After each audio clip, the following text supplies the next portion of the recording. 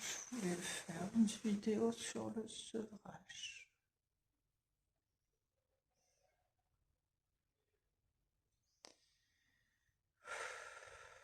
J'ai du mal. J'ai vraiment beaucoup de mal à m'exprimer.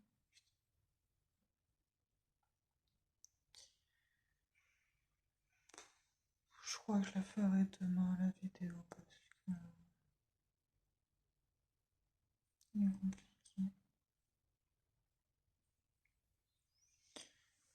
Mais quelle drôle de merde.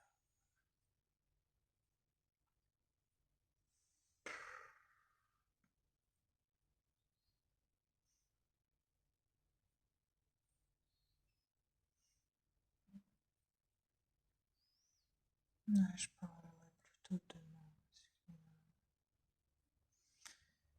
j'ai du mal.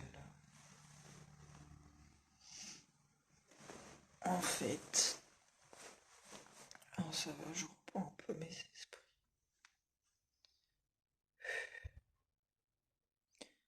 En fait, donc, ça dure combien de minutes déjà? Voilà, 2 minutes, bref. Fait, ça fait 10 ans que je me drogue. Après, j'ai commencé, comme tout le monde, par un pétard. Voilà, je fumais des pétards. J'avais 14-15 ans. Je fumais des pétards, c'était pas si grave que ça. Un pétard par-ci, un pétard par-là. Mais le truc, c'est que même à l'âge de 14-15 ans, ben, c'est vrai que j'ai commencé fort. Genre, je fumais déjà tous les jours. Matin, midi, soir, je fumais des pétards, je me réveillais, c'était pétard. Le midi, c'était pétard. J'allais pas à l'école, donc c'était pétard sur pétard, bref. Après, vers 16 ans, il y a eu les bangs, les gros bangs, avec des douilles comme ça, remplies de bœufs. Ça aussi, tous les jours, matin, midi, soir. Matin, midi, soir. Donc, j'ai fumé de la bœuf matin, midi, soir de mes 14-15 ans jusqu'à mes 23 ans. Ça fait ça fait déjà 8 ans de cannabis dans la tête. Mais donc voilà, donc j'ai commencé comme ça, j'ai commencé au cannabis, puis un jour, à mes 15 ans, j'ai essayé une trace de coke.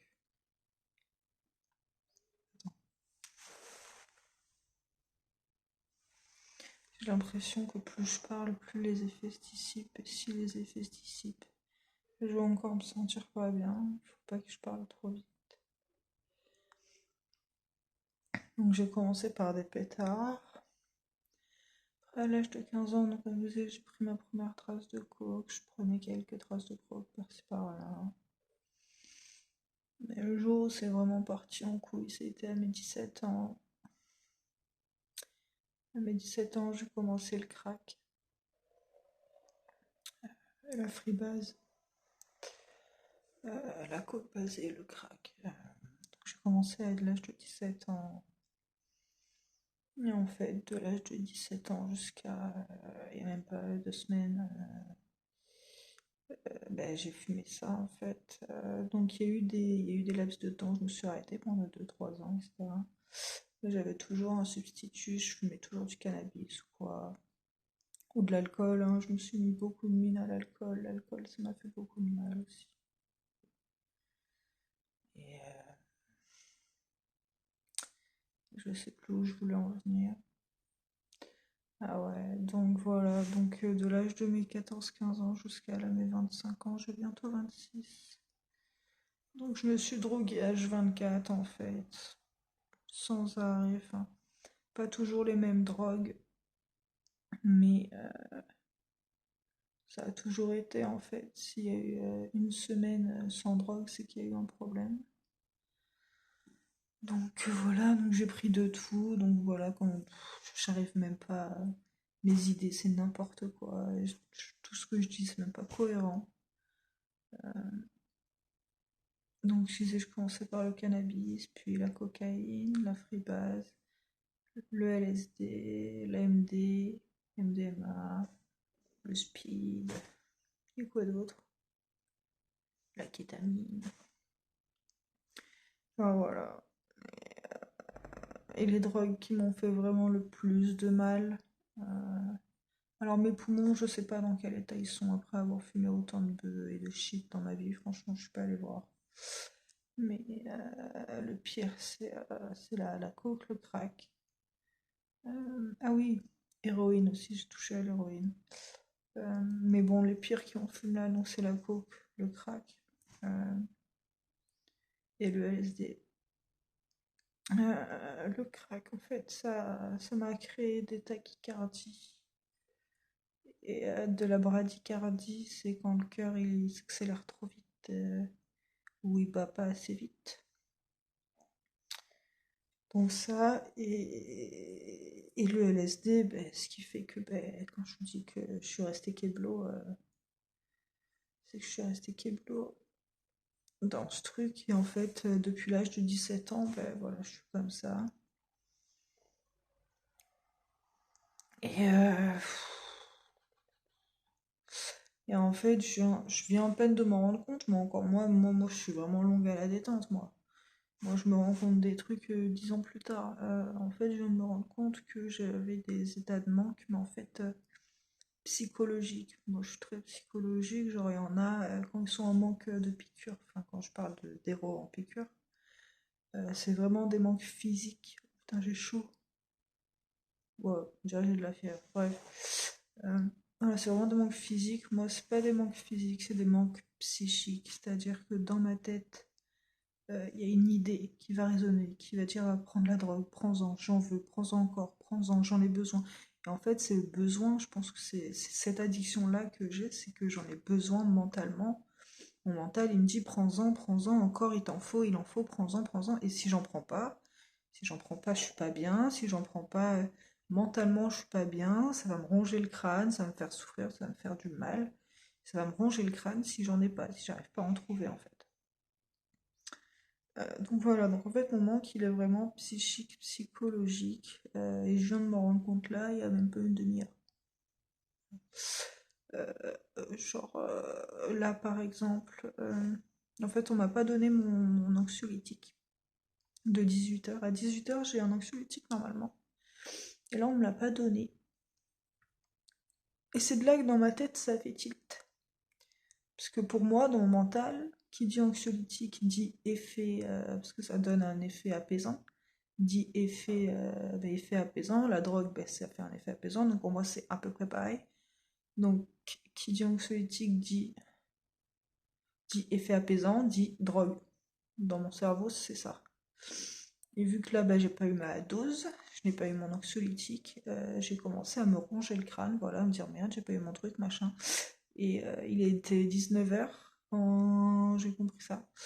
Il était 19 h et à 21 h j'ai les autres cachets qui arrivent, j'ai le somnifère. Somnifère, c'est le truc qui te couche, quoi. Voilà, tu prends ça. Moi, des fois, je fais exprès de rester réveillé pendant le somnifère pour avoir des effets. Parce que si tu restes réveillé et que tu prends un somnifère, tu te sens un peu lourd. Donc voilà. Et la seule chose que j'attendais, c'était le somnifère dans la tête. Il n'y avait qu'une idée en tête, c'était bon, c'est quand qu'il est 21 h, c'est quand qu'il est 21 h, c'est quand qu'il est 21 h, je veux mon somnifère, il me faut mon somnifère, je veux mon somnifère. Et en fait, c'est de là que j'ai compris en fait, allô Marion, t'es en manque, ton cerveau est en manque, ton cerveau te demande de la substance, tu en as besoin, enfin ton cerveau, ton mental en a besoin, là t'es en train de te ronger le crâne, t'es en train de te faire souffrir mentalement parce que t'as pas eu ton truc. Donc je viens de comprendre en fait que j'étais addict. Voilà. 10 ans plus tard, Marion elle se réveille. Tu me diras mieux vaut tard que jamais. Donc je suis allée les voir, ils m'ont donné du tertian, ça m'a fracassé le machin. Voilà, ils m'ont donné du tertian. Bon, ça m'a fait du bien, voilà, ça m'a apaisé. J'en ai plus envie, j'en ai plus besoin. Là, j'en ai plus envie non plus. Je me sens un peu moins vaseuse d'un coup. Sur le coup, ça m'a shooté de ouf. Mais là, je me sens un peu moins vaseuse. Je sais que j'ai les somnifères à 21h. Je sais pas si je vais le prendre. Si je vais le prendre, si. Bon, bref. On verra bien.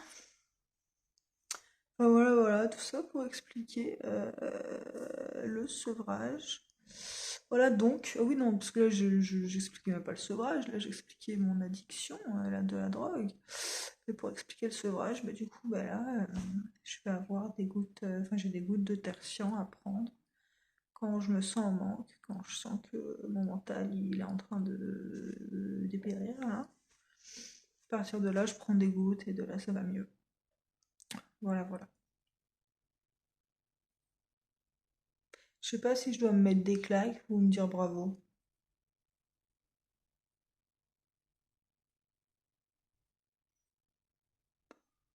Ouais, intelligente, ouais. Ouais, voilà, voilà.